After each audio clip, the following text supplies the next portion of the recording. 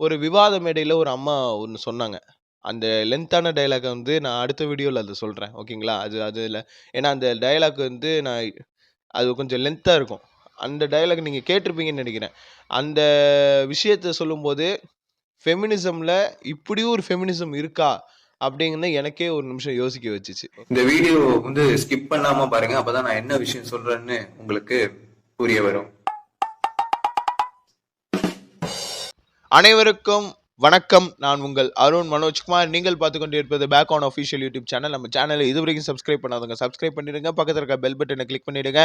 And இன்னைக்கான content என்னன்னு பார்த்தீங்க அப்படின்னா, எதிர்நீச்சல் சீரியலுடைய 14வது எபிசோட பற்றி நம்ம பேச போகிறோம். ஸோ வீடியோ ஸ்கிப் பண்ணாமல் பாருங்கள். அப்போ தான் நான் என்ன சொல்ல வரேன்னு உங்களுக்கு புரிய வரும்.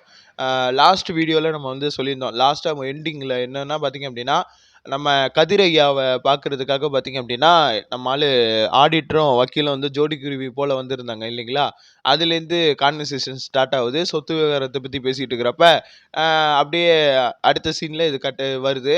அப்போ பார்த்தீங்க அப்படின்னா நம்ம விசாலாட்சி சொல்லுது, நீங்கள் 2 பேரும் போனால் தானடா குணசேகரன் வேணாங்கிறான், நான் போனால் என்னடா சொல்லுவான் அவன் அப்படின்னு சொல்லிட்டு விசாலாட்சியும் பார்த்தீங்க அப்படின்னா குணசேகரன்ட்ட போகும்பொழுது, அம்மா அங்கே போனீங்கன்னா நீங்கள் தாங்க மாட்டிய, ரொம்ப வருத்தப்படுவிய, ஏன்னா அந்த மாதிரி சூழ்நிலையில தான் அண்ணன் இருக்காப்ல அப்படின்னு சொல்லி கதிர் ஒரு மாதிரி பயமுறுத்தி வச்சிருக்கான். அதாவது ஒரு ஜெயில் மாதிரி உள்ள இடம் கூட இல்லை. அவன் பாட்டுன்னு நியூஸ் பேப்பர் எடுத்து படிச்சுட்டு இருக்கான். ஒரு ஆள் வந்து அண்ணே அப்படின்னு சொல்லிட்டு டீ கொடுக்குறான்.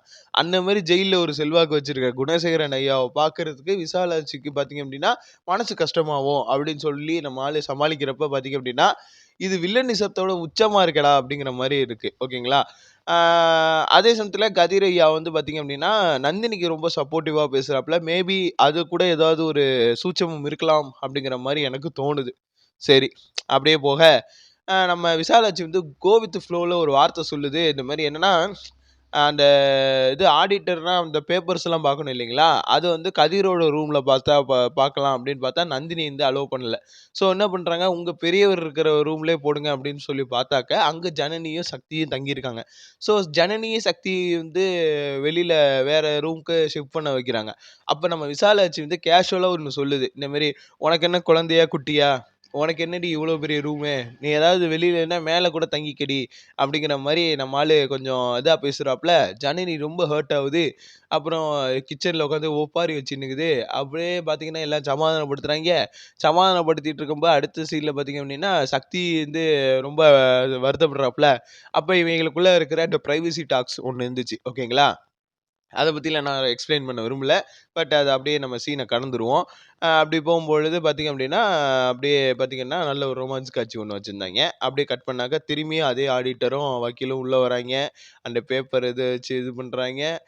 அப்புறம் வந்து ஈஸ்வரிக்கும் தர்ஷனுக்கும் ஒரு கருத்து மோதல் இருந்துச்சு இல்லைங்களா? ஈஸ்வரி வந்து எதார்த்தமாக தர்ஷனுடைய ரூம்குள்ளே போகும்பொழுது பயங்கர ஷாக்கு.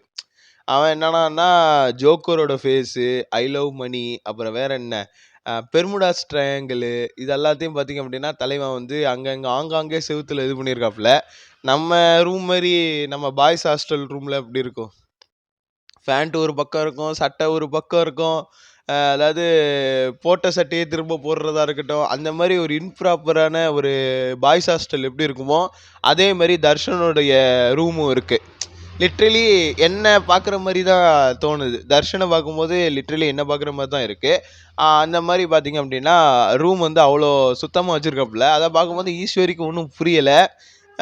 நீ ஏதாவது 10 காசு கொடுத்துருக்கியா, நீ எனக்காக என்ன செஞ்சுருக்க, இப்போ என்னமோ பெருசாக அக்கறை காட்டுற மாதிரி நடிக்கிறியா, உன் பொண்ணுக்கே எல்லாத்தையும் செஞ்சிட்ரு, என்னையெல்லாம் மறந்துட்டில்ல, என்ன தான் விட்டுட்டில்ல, உன் பொண்ணுக்கே ஏதாவது செஞ்சிட்ரு, இப்போ கூட ஒன்று புதுசாக ஒன்று தத்து வச்சுருக்கிய, என்ன தத்து பிள்ளையா தத்தெடுத்து வச்சுருக்கிய வெண்பா, அதுக்கே எல்லாத்தையும் செய்ய, என்னையெல்லாம் விட்டுட்டில்ல, என்ன தான் மறந்துட்டில்ல, அப்புறம் ஏன் இப்போ என்னட்ட பாசம் கட்டுற மாதிரி நடிக்கிற அப்படிங்கிற மாதிரி ஆச்சு மூச்சுங்கிறான். ஈஸ்வரி வந்து அப்படியே கிளம்புது. அப்படியே பார்த்தீங்க அப்படின்னா கிச்சன் ஸ்டாக் அதில் பார்த்தீங்க அப்படின்னா ஜனனி வந்து லேப்டாப்பை நோண்டிகிட்டு இருக்குது. அப்போ வந்து இந்த தாரா பொண்ணு கேட்குது, ஏன் ஏன் சித்தி எப்போ பார்த்தாலுமே சிஸ்டத்துலேயே நோண்டிகிட்டு இருக்கீங்க அப்படின்னோடனே, எப்பயுமே நம்ம வந்து வேலை செய்கிற மாதிரி காட்டிக்கணும்.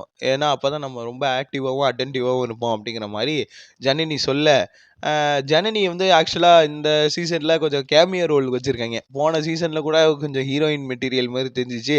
இதில் பார்த்தீங்க அப்படின்னா கம்ப்ளீட்டாகவே பார்த்தீங்க அப்படின்னா கேமியோ ரோல் மாதிரி வச்சுருக்காங்க. ஏன்னா புது ஆர்டிஸ்ட்டுங்கிறனால அப்படி பண்ணுறானுங்களா இல்லை என்னென்னு எனக்கு புரியலை. ஆனால் கேமியோ ரோல் மாதிரி இருக்குது. திரும்பி அகெயின் வந்து நம்ம ஆடிட்டரும் வக்கீலும் பார்த்தீங்க அப்படின்னா கதிர் சாரை பார்க்க வராங்க. அதோட இந்த எபிசோடு முடியுது. அவ்வளோதான் மக்களே. பெருசாக வேற லெவல் மொமெண்ட்டு, வேற லெவல் அப்படின்லாம் எதுவும் இல்லை. தர்ஷனோட வலியை மட்டுமே இந்த எபிசோடில் லைட்டாக நமக்கு வந்து பிரதிபலிச்சிருக்காங்க. ஓகேங்களா? அதாவது அப்பாவும் அம்மாவும் 2 பேரும் பிரிஞ்சு போனதுக்கு அப்புறம் கூட ஒரு பெண்ணால் அவங்க அம்மாவோட போய் இருந்து சர்வை பண்ணிட முடியும். ஆனால் ஒரு ஆண் மகன், அதாவது ஒரு ஆம்பளை பிள்ளை, அப்பா ஜெயிலுக்கு போயிட்டாரு, அம்மா குடும்பத்தை விட்டே போயிட்டாங்க. இப்போ தான் பார்த்துக்கணுங்கிற ஒரு இன்செக்யூரிட்டியோட இருக்கிறான். இன்செக்யூரிட்டி வித் இன்ஃபீரியாரிட்டி காம்ப்ளெக்ஸ் ரெண்டுமே அவனுக்குள்ளே இருக்குது. ஒரு காழ்ப்புணர்ச்சியும் இருக்குது, அதே சமயத்தில் ஒரு ஒரு பாதுகாப்பின்மை அப்படின்னு ஒன்று இருக்குது. அவன் வேற யாரை நம்புறதுன்னே தெரியலை. அவன் வந்து அவன் முழுசாக நம்புறதே வந்து அந்த சித்தப்பாஸ் தான். அதுவும் நம்ம கதிரையும் ஞானத்தையும் தான் அவன் நம்புகிறான். ஓகேங்களா?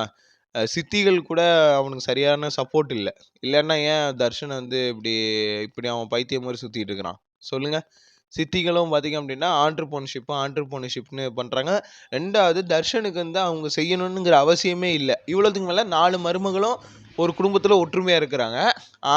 ஆனால் அந்த எப்படி சொல்கிறது, இந்த மாதிரி ஒருத்தனை வந்து இப்படி தள்ளி விட்டு இப்படி அலட்சியப்படுத்தி வைக்கிறது அப்படிங்கிறது வந்து நியாயமே இல்லாத விஷயம். அப்படி இருக்கிறப்ப இவங்க எப்படி அது ஹீரோயின் மெட்டீரியலாக ஆவாங்க, இவங்க எப்படி வந்து ஒரு ப்ரொட்டகனிஸ்ட் ரோலில் வருவாங்க அப்படிங்கிற ஒரு விஷயம் வந்து பார்த்திங்க அப்படின்னா தட்டுப்பட்டுச்சு. ஓகேங்களா? சரி, அடுத்து நம்ம 11th எபிசோடு பற்றி ஒரு வீடியோ ஒன்று போட்டிருந்தோம் இல்லைங்களா? 11th எபிசோடு பற்றி ஒரு வீடியோ போட்டிருந்தோம். அந்த வீடியோவில் பார்த்திங்க அப்படின்னா ஒரு விஷயத்தை நம்ம வந்து கன்வே பண்ணியிருந்தோம். என்னன்னாக்க ஒரு ஃபெமினிசம் விவாதம் அதை பற்றி சொல்லியிருந்தோம் இல்லைங்களா? அது நான் என்னென்ன சொன்னாங்கங்கிறத ஜஸ்ட் உங்களுக்கு நான் கன்வே பண்ணுறேன்.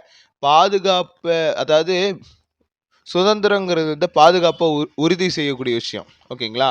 பாதுகாப்பான சொசைட்டிக்குள்ளே இருக்கிறோன்னு சொல்லிட்டு அதை சுதந்திரத்தை விரிவடையணும்னு சொல்லிட்டு பாதுகாப்பே இல்லாத சமூகத்துக்குள்ளே மாட்டிக்க கூடாதுங்கிறதுல நாங்கள் பதட்டப்படுறோம் அப்படிங்கிறாங்க.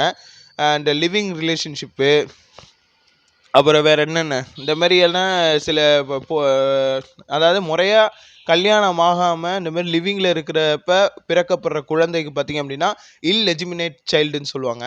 அதுவே முறையாக திருமணம் ஆனவங்க அப்படின்னா லெஜிமினேட் சைல்டு அப்படின்னு சொல்லுவாங்க. ஓகேங்களா? லெஜிமினேட் சைல்டுக்குன்னு ஒரு சட்டம் இருக்குது, இல்லெஜிமினேட் சைல்டுக்கு ஒரு சட்டம் இருக்குது.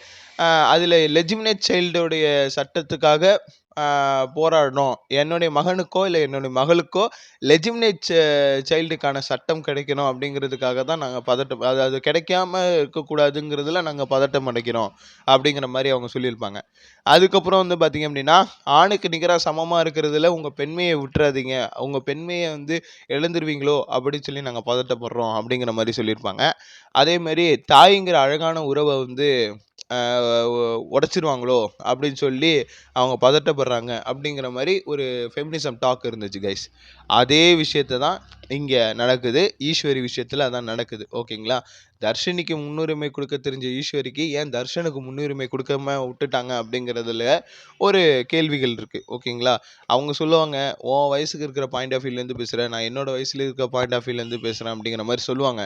ஆனால் ரியாலிட்டி வந்து சமூகம் ஏற்றுக்காது. சமூகம் ஏற்றுக்காத ஒரு விஷயம், அதுவும் இந்த மாதிரி ஒரு இம்ப்ராப்பராக இருக்கிற விஷயத்த வந்து அதுவும் தர்ஷனுக்கு மட்டும் இப்படி தண்ணி தெளிச்சு விட்ட மாதிரி பண்ணுறதுங்கிறது ராங்கான ஒரு விஷயம். ஓகேங்களா? ஓகே, இதோட நம்ம கண்டென்ட் முடிச்சுப்போம். மீண்டும் அடுத்த வீடியோவில் உங்களை சந்திக்கும் வரை உங்களிடம் இருந்து விடைபெறுவது உங்கள் Arun Manojkumar. Signing off pack on official YouTube channel. நன்றி, வணக்கம்.